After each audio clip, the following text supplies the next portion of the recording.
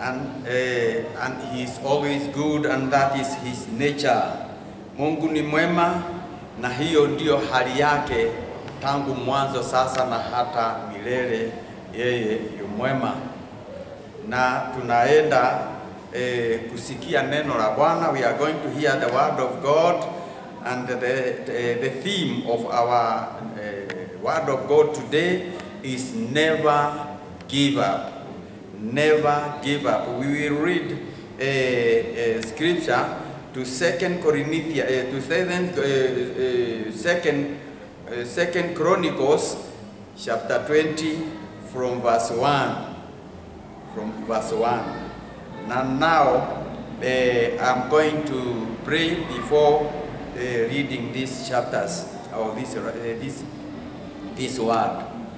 May God be with me when I am going to speak with the people wherever they are. I pray that you may anoint your servant, you may anoint the word, you may give me words that comes from you, that your people may be blessed from inside and outside. Lord, we pray that this word will reach all the people in Kenya and even abroad, because we pray believing you are the God of all the world. We thank you. Give me words. Help me, dear Father. Help your people, Jehovah, to overcome the Satan, and be and the glory will be unto you. Thank you. We bless you. We exalt you. Praying, believing in Jesus Christ, our Lord and Savior. You mwema Yesu, you mwema, you mwema Yesu, you mwema Yesu, daima milele, you mwema Mungu, you mwema Yesu, you mwema Yesu. You mwema Yesu. I'm reading from Second Chronicle, chapter 20, from verse 1. After this, the armies of Moabites, Ammons, and some of the Meunites declare war on Jehoshaphat. Messengers came and told Jehoshaphat, a vast army from Edom is marching against you from beyond the Dead Sea. They are already in Hazael Tamar. This was another name of Engedi. Jehoshaphat was terrified by this news. He begged the Lord for guidance. He also ordered everyone in Judah to begin fasting. Chapter 4, verse 4.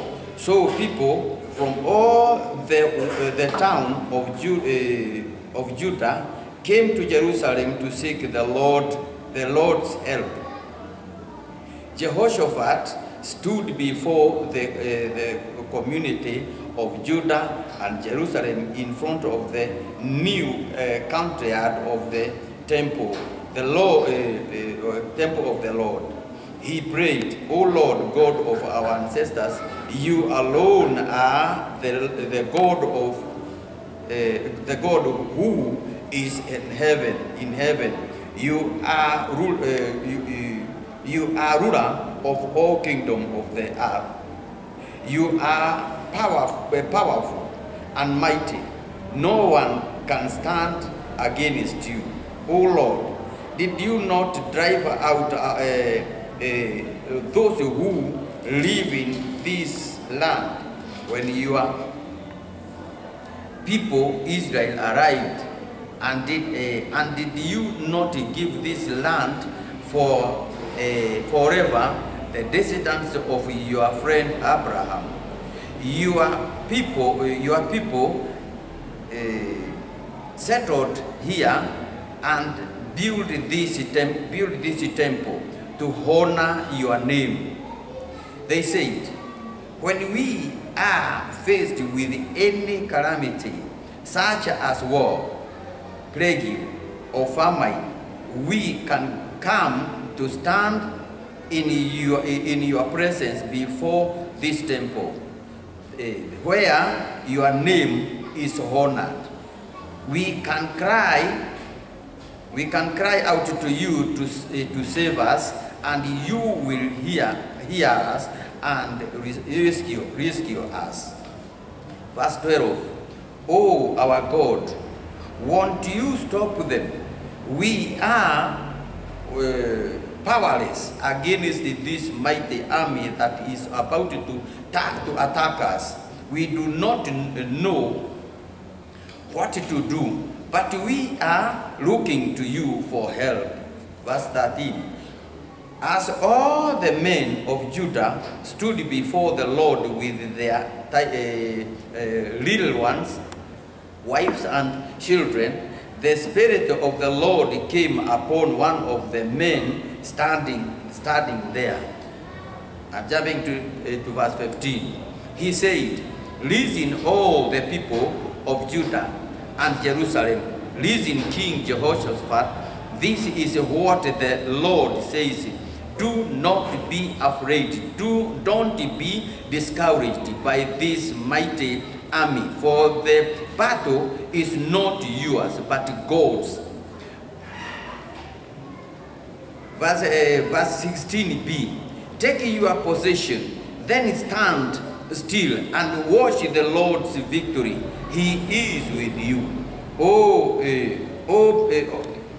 people of Judah and Jerusalem, do not be afraid and discouraged.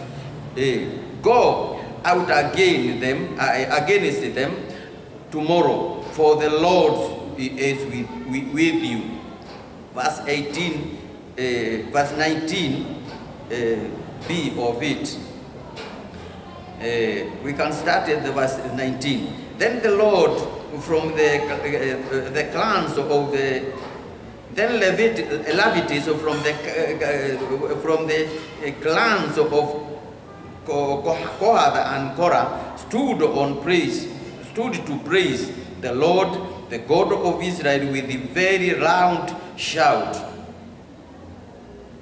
Verse 21. After consulting the people,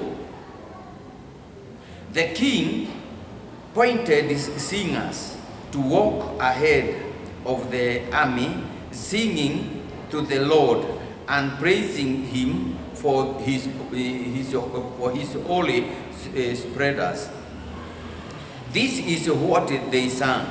Give thanks to the Lord, his faithful love endures forever.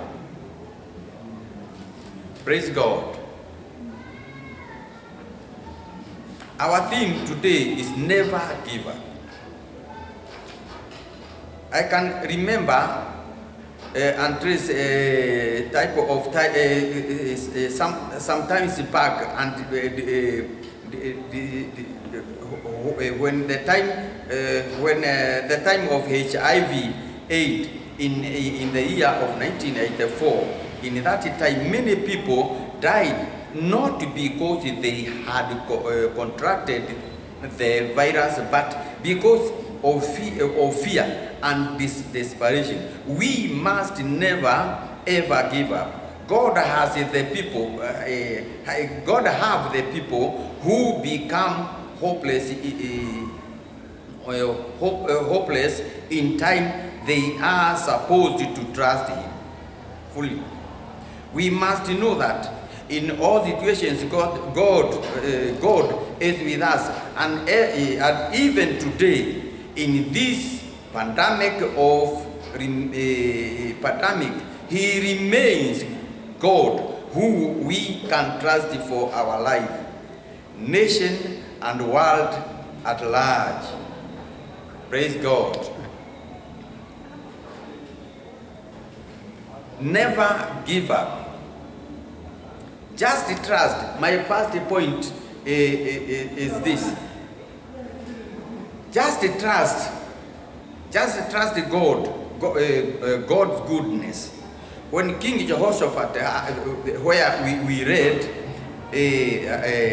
on 2nd Chronicle chapter 20 verse 1, when King Jehoshaphat heard that mighty army was coming against his kingdom, he turned to the Lord his God for help.